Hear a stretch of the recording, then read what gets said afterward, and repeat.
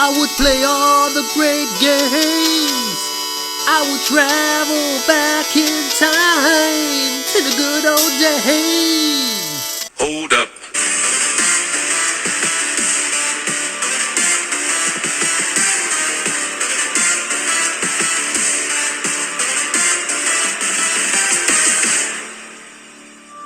Dude, I'm back again to lodge a complaint.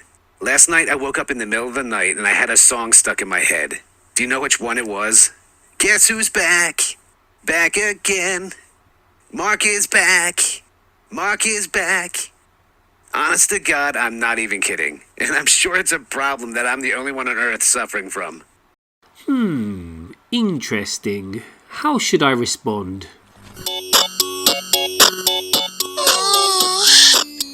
Guess who's back? Back again. Mark is back. Mark is back. Mark is back. Blind gaming. Return of the Mac. Guess who's back? Shut the fuck up. Game boys, game girls, what you just witnessed there was my response to a comment from Angry Dad Grooming, oops, I mean gaming, who apparently woke up in the middle of the night with a boner because he just couldn't get one of my classic intro tunes out of his head. Well, Frank, as you claim to be the only one on earth suffering from this problem, I'm gonna have to rectify that, as I have decided that Guess Who's Back will become my permanent intro theme song for eternity, so you will no longer have to suffer alone.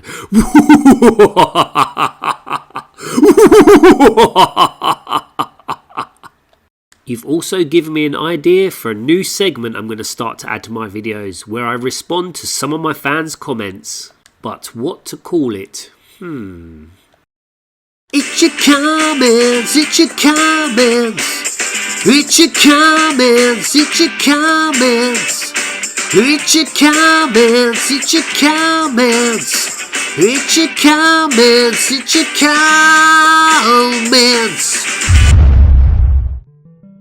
Welcome back to the channel, everybody. It's been a while. I know I have not posted a video for a month. Reason being, I got a little bit confused. You see, I'm taking part in the 12 RPG challenge where I aim to complete one RPG a month. So I thought, I can't do a video until I finish the game. But then I realised I make stupid random gaming videos. So I can spam YouTube with as many videos as I like and just talk about the RPG shite once I get through a game. So, with that being said, game on players, let's talk some RPG shite. Okay, so my original plan was to tackle 2 smaller RPGs in the month of January before moving on to a larger one in February. However, things did not quite go to plan.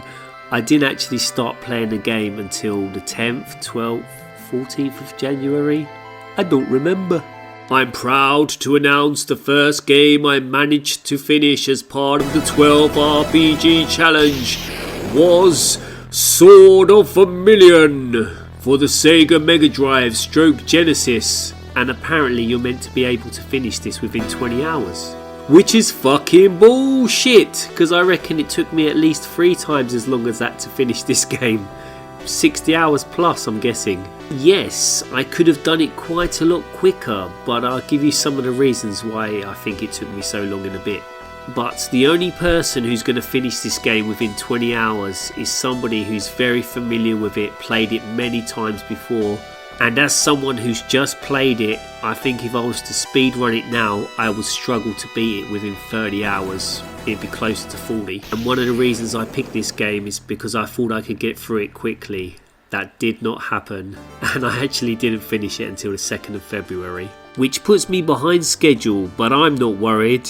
Anyhows, before I tell you a little bit about the game and my thoughts on it, I briefly want to talk about how I originally come across the game. So it would have been 92, 93. From what I can remember, my next door neighbour said she had a game that she thought I might be interested in and would I like to borrow it. And she said that it's a really good game but extremely difficult and she's never managed to finish it. Which is funny because I remember giving her the game back after a couple of days after finishing it. But after playing it now, I realised my ageing mind must be playing tricks on me. as I would have only been 11 or 12 and never been allowed to put the kind of hours in to get it finished in 2 days. Anyhows, I believe possibly this is the first RPG I ever played. And even though I really enjoyed it as well as introducing me to a new genre, I didn't really get into RPGs, well, not until the OG PlayStation era, but that's another story. Now I'm going to tell you a bit about the game, my thoughts, the good, the bad and the ugly. Sword of Vermilion is an action RPG originally released for the Mega Drive and Genesis, but these days it's basically available on everything. You start as a young man named Fucker. What? I wanted to use Motherfucker, but you're only allowed to use up to 6 letters. Let me know if you could have come up with something more imaginative in the comments. Your adventure begins when you arrive home in the small village of Wycliffe, named after the Fugees frontman Wycliffe Jean. Just cause she rides the pole, it don't make her a hoe, no. Brenda, put your best teeth in, we're going to the bingo. We're gonna eat the chicken recipe. Caught up, my mama said I'm in love with a granny, yo. It turns out your father Wesley Snipes is dying, who the villagers affectionately call by his nickname Blade. So you rush to his dying bedside, where you discover he's not actually your father at all. It turns out that you are the son of King Eric Shun, who was brutally murdered by a very bad man. The king orders him to save the baby, and like a coward, he runs off with you to raise you as his own. He then goes on to tell you of a ring that he's left in a cave near to the village, your sole inheritance, a ring you will need to save the world. Anyhow, he rambles on a bit more, tells you how he saved some money for you and that he's always thought of you as his son. Then he dies. I don't know what he did for a living, but the Joker didn't leave you with very much. You start the game with only 200 Kim, which is barely enough to buy you a sword and shield. So you can forget about armour for now, but you won't have to wait too long, as there's an easy way to make money. It's just a little time consuming and a little grindy. You see, every time you leave a town or village, you end up on the world map. This is where you navigate from place to place. And as you travel, you encounter wave after wave of evil enemies. This is how you gain experience to level up, as well as earning Kim that you can spend on weapons, magic and items along the way. Okay, so here's where I have a little problem. These enemy encounters occur far too often. You can barely walk for 2 seconds before engaging in combat. These first battles are pretty easy as you don't take too much damage from getting hit, but to be honest you don't have that many health points to begin with. So it only takes a couple of minutes to reach the cave, which actually isn't a cave, it's more like a dungeon. A maze of a dungeon, so it really helps to find the map pretty quickly.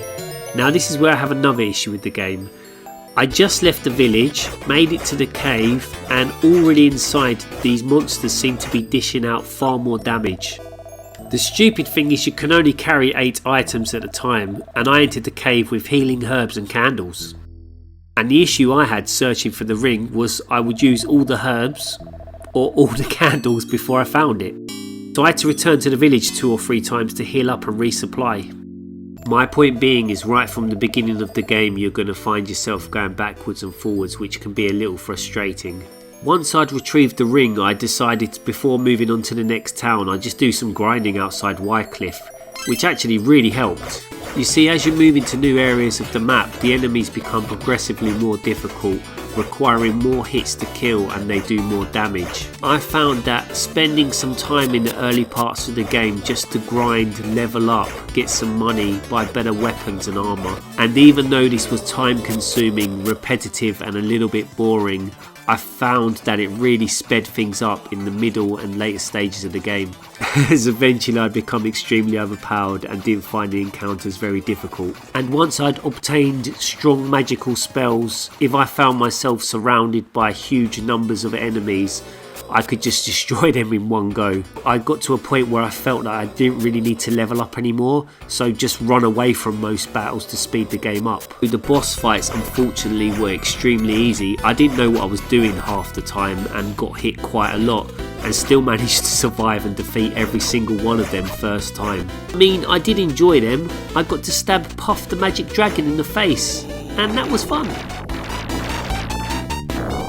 What else can I say? The game basically involves you travelling from town to town, speaking to everybody you meet along the way, as they give you all the information you need to know on your quest to seek out the Rings of Good, which you will need to defeat a great evil and save the world. Every time you enter a new town, you are pointed in the direction of another cave, where you may find a hidden ring, or you have to obtain an object to exchange with a king for a ring, or it may be you have to defeat a boss to progress and usually get another ring. Okay, so here's some final thoughts.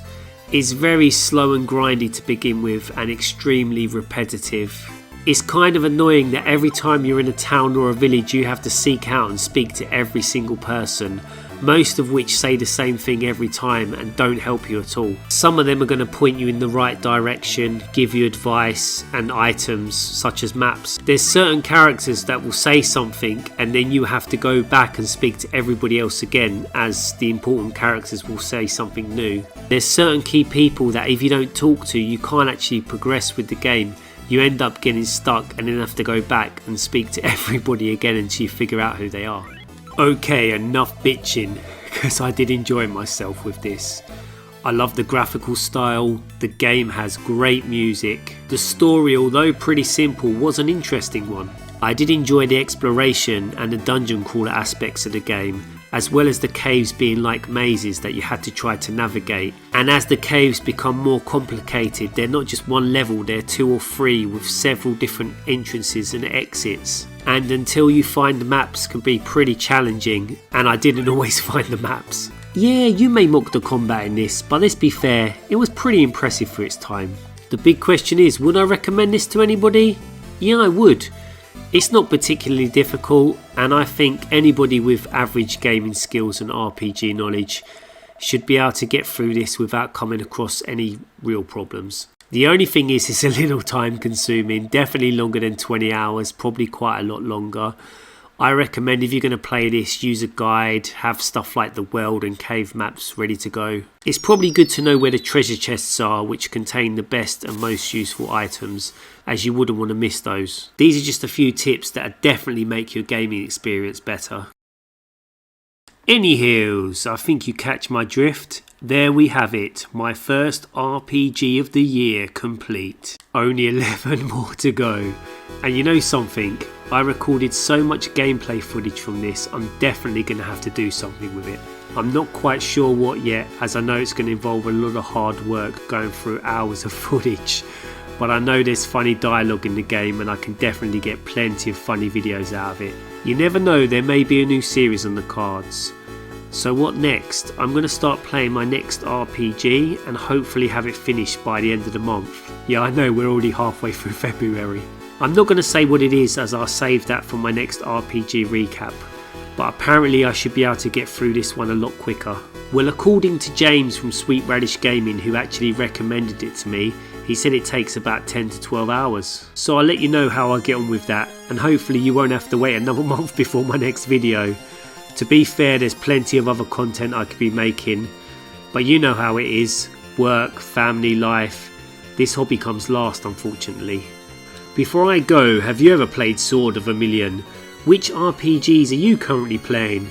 And do you have any recommendations for which ones I should be playing this year?